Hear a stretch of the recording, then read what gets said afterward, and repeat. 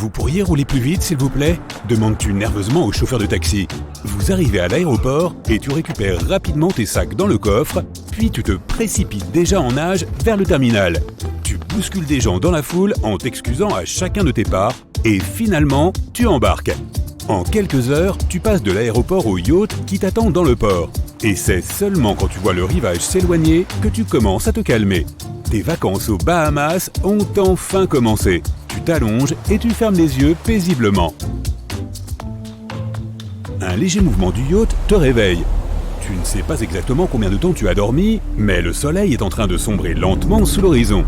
Tu contemples le magnifique coucher de soleil rougeoyant, mais au bout d'une minute, tu t'aperçois soudain que tu ne peux plus voir la côte. Tu cours sur le pont en regardant dans toutes les directions. Partout autour de toi, il n'y a que l'océan. Tu te rassures, tes compétences en matière de navigation sont excellentes et tu te rends à la timonerie. Tu regardes la boussole, sa flèche tourne à toute vitesse. Les Bahamas, l'océan Atlantique, la boussole. Attends une minute. Oh non, tu es dans le triangle des Bermudes. Tu as entendu beaucoup d'histoires sur cette zone. Des monstres marins, une base extraterrestre, des boucles temporelles et l'Atlantide. Mais que faut-il croire ? Toutes ces théories sur le triangle des Bermudes sont-elles fondées ? La boussole, le GPS et l'Internet de ton téléphone sont maintenant inutiles. Tous les appareils électroniques ont cessé de fonctionner. Tu ne peux pas démarrer le moteur du yacht pour repartir. Est-ce que c'est une chose qui se produit dans le triangle des Bermudes ? L'une des routes maritimes les plus fréquentées au monde passe par le triangle des Bermudes. Chaque année, de nombreux navires le traversent. Et depuis le 19e siècle, seulement 50 bateaux ont disparu. D'autres endroits sur la planète en ont vu disparaître beaucoup plus. Et s'il était vraiment si difficile de naviguer dans cette zone, aucun capitaine ne s'y engagerait. Autrefois, les boussoles ne fonctionnaient pas bien dans le triangle des Bermudes, car le nord géographique et le nord magnétique y étaient alignés. Si tu passais sur cette ligne, ta boussole ne marchait plus correctement. Mais le nord magnétique se déplace constamment, et il se trouve maintenant bien au-delà du célèbre triangle. Tu n'as pas fait d'erreur de navigation. Tes appareils électroniques n'ont pas de problème. Mais ton yacht n'a plus de carburant car tu as oublié d'éteindre le moteur. Tu appelles les secours et ils te promettent de venir te chercher bientôt. Mais à cet instant, un bruit à basse fréquence se fait entendre dans les profondeurs de l'océan. Le ciel est crépusculaire et tu vois une vive lumière dans l'eau. Puis, à quelques mètres de là, un immense faisceau de lumière orange jaillit de la mer et monte vers le ciel. Un autre faisceau apparaît de l'autre côté du yacht. Le ciel étoilé est couvert. Il semble qu'un énorme laser envoie des colonnes de lumière dans le ciel. Un nouveau cercle lumineux apparaît autour de ton yacht. Il se fait de plus en plus vif et sa charge énergétique brise ton navire en deux. Avec ton gilet de sauvetage, tu sautes dans l'eau en poussant un cri. Une forte lumière apparaît sous tes pieds et, bien entendu, cette histoire n'est que pure fiction. L'une des théories les plus populaires est que la zone du triangle des Bermudes était autrefois le site de l'antique cité de l'Atlantide. Les gens qui y vivaient possédaient, selon la légende, des technologies sans équivalent dans le monde moderne. Et parmi ces technologies, il y avait les incroyables cristaux d'énergie. Ils généraient de l'énergie qui alimentait toute l'île.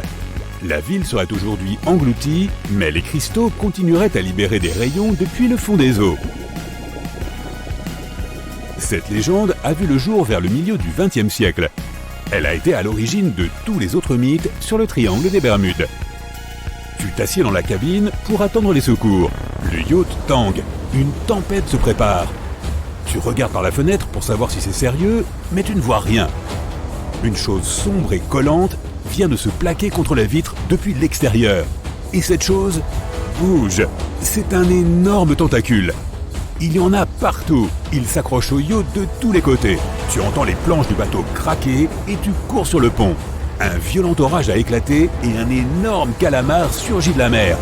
Il enroule ses tentacules autour de ton bateau et le tire vers le bas. La peur te paralyse. Mais ce n'est encore qu'une légende. Les calamars gigantesques existent bien, mais ils sont présents dans tous les océans et seraient incapables de couler de gros navires. Nous n'avons aucune preuve que le kraken ou d'autres monstres similaires vivent dans les profondeurs du triangle des Bermudes. Quelque part, loin à l'horizon, tu aperçois un navire. Enfin, les secours arrivent. Tu t'assieds sur le pont et tu prends une boisson pour les attendre tranquillement. Mais étrangement, leur navire est très lent. Une théorie très répandue suggère que les vagues scélérates sont responsables de ces nombreuses disparitions. Les vagues scélérates sont appelées vagues de tempête extrêmes par les scientifiques. Elles apparaissent lorsque différents phénomènes météorologiques se produisent en même temps et provoquent de grandes vagues inattendues qui peuvent atteindre jusqu'à 30 mètres de haut. Les témoins disent que ces vagues ressemblent à des murs d'eau géants. Elles pourraient expliquer pourquoi les navires coulent rapidement et sans laisser de traces. Joshua Socklom était un marin extrêmement talentueux. C'est la première personne à avoir fait le tour du monde en solitaire. Mais malheureusement, il n'était pas de taille à affronter le triangle des Bermudes. En novembre 1909, Slocum a dit au revoir à sa femme et est parti pour l'un de ses habituels voyages d'hiver vers les Indes occidentales. La femme de Slocum a signalé sa disparition après plusieurs mois sans contact. On dit qu'il a fait escale à Miami pour se réapprovisionner avant de disparaître dans le triangle des Bermudes. En 1945, 5 avions TBF Avenger ont pris leur envol pour un exercice d'entraînement de routine autour du triangle des Bermudes. Au milieu de l'exercice, les avions ont été frappés par une pluie intense et des vents violents, malgré des prévisions météorologiques favorables. Les pilotes ont été fortement désorientés et ont contacté la base par radio pour signaler que leur équipement de navigation avait cessé de fonctionner. La dernière chose que la base a entendue était « Quand le premier avion descendra en dessous de 10 gallons, nous descendrons tous ensemble. » Et puis... silence. Les 5 avions et leurs 14 passagers n'ont jamais été revus ni entendus. Lors de son tout premier voyage vers le Nouveau Monde, en 1492, Christophe Colomb a traversé le triangle des Bermudes. Il a rapporté qu'une nuit, alors qu'il était sur le pont du navire, il a vu apparaître au loin une lumière géante, comme il n'en avait jamais observé auparavant. Colomb a regardé sa boussole pour s'orienter, mais celle-ci montrait des indications illogiques. Tu as peut-être remarqué que le triangle des Bermudes n'apparaît sur aucune carte du monde. Cela s'explique par le fait que les institutions officielles refusent de reconnaître l'existence de cette zone. En mars 1918, avec un équipage de 306 personnes, l'USS Cyclops a quitté la Barbade pour rentrer à Baltimore. Le navire a traversé le triangle des Bermudes pendant son trajet et n'a jamais réapparu. Le Cyclope n'a jamais émis de signal de détresse et a disparu sans aucune explication, ce qui en fait le plus grand navire à disparaître dans le triangle des Bermudes. Aucune épave n'a jamais été retrouvée.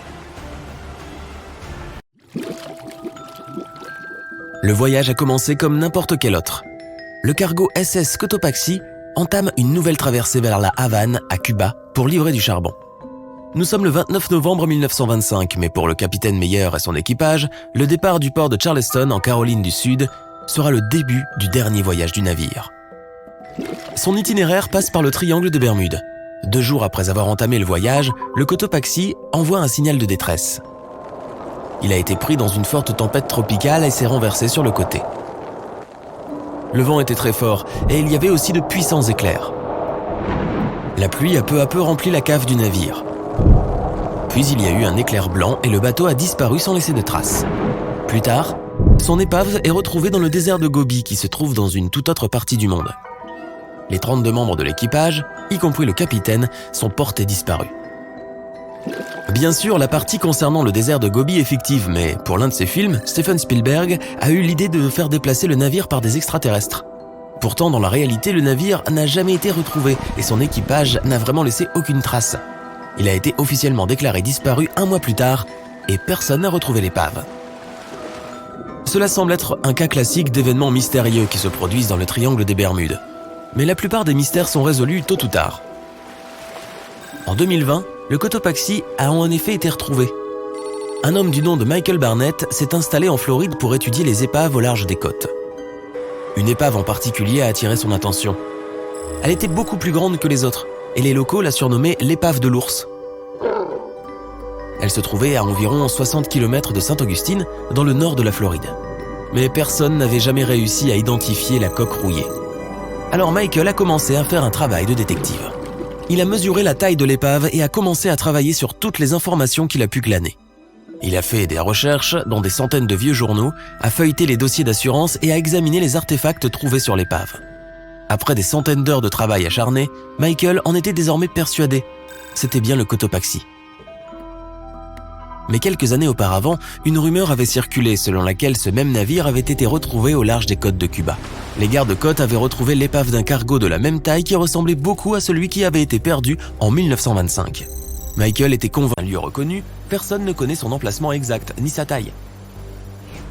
Certains pensent qu'il couvre environ 1,3 million de kilomètres carrés autour des Bermudes. D'autres pensent que le triangle est aussi grand que 3,9 millions de kilomètres carrés. Le triangle des Bermudes est pourtant l'une des routes maritimes les plus fréquentées au monde. Certains sceptiques pensent que c'est justement là que réside le mystère du triangle des Bermudes. Statistiquement, plus la zone est fréquentée, plus la fréquence des accidents et des disparitions est élevée. Bien que cela soit logique, ce n'est pas la fréquence des disparitions qui est responsable du mystère du triangle des Bermudes, mais bien l'absence d'explication ou d'épaves retrouvées. Le triangle des Bermudes abrite le point le plus profond de l'océan Atlantique, la fosse de Milwaukee. La zone a une profondeur maximale de plus de 8200 mètres. Il s'agit de l'un des points les plus profonds du fond de l'océan, mais il est encore loin des 10 700 mètres de la fosse des Mariannes. Mais cette énorme profondeur pourrait expliquer pourquoi si peu d'épaves ont été retrouvées. Le triangle des Bermudes est le théâtre de phénomènes météorologiques intenses et imprévus. Les tempêtes se forment rapidement et de manière surprenante, puis disparaissent peu après. Si tu clignes des yeux, tu risques de les manquer. Cela pourrait expliquer pourquoi peu de signaux de détresse sont émis. Les pilotes et les marins n'ont jamais vu venir le mauvais climat. De nouveau en l'an 1800, le navire USS Insurgent était en patrouille lorsqu'il s'est brièvement arrêté dans une base côtière avant de reprendre la mer. C'est la dernière fois que le navire a été vu. Une violente tempête aurait frappé les Indes occidentales à cette époque. On pense que cette tempête était tellement puissante qu'elle aurait pu causer le naufrage de l'USS Insurgent et l'USS Pickering, qui ont disparu à peu près au même moment. Comme pour le Pickering, aucune épave de l'Insurgent n'a jamais été découverte.